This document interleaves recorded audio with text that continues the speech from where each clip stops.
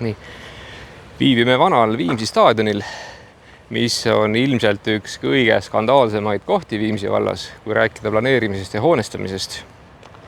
Ajalugu on siis see, et kunagi vallale kuulunud maa otsustati võõrandada eraomandusse.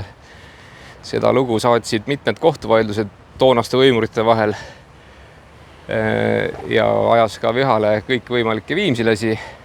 Ja praeguseks on ta siis eraomandis ja on 100% ühiskondlike hoonete maa.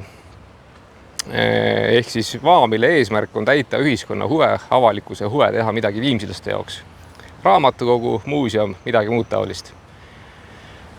Käesoleva aasta või tähendab möödunud aasta novembris otsustas praegune võimuliit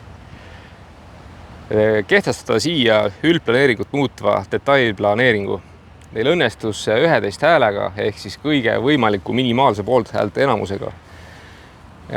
Eesmärk oli muuta praegune ühiskondlike hoonete maa valdavas osas ärimaaks ehk siis erahuve teenivaks maaks ühiskondliku maa asemel. Mis on nii huvitav, on see,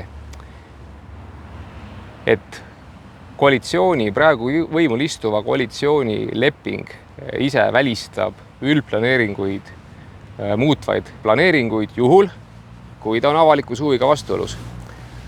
Aga mis siis ette võtta? Nii nagu Viimsi võimumeestele, praegustele võimumeestele kombeks, tuleb luua lihtsalt õige narratiiv.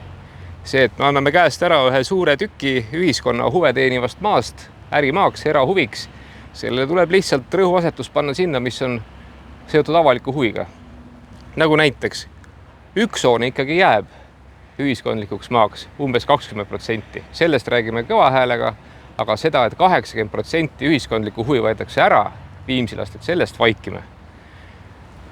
Keskväljak. Teeme siia keskväljaku, mida viimsilased kangesti kõik tahavad. 3000 ruutmeetri suuruse, nii nagu on detailplaneeringu lähteülesandes kirjas.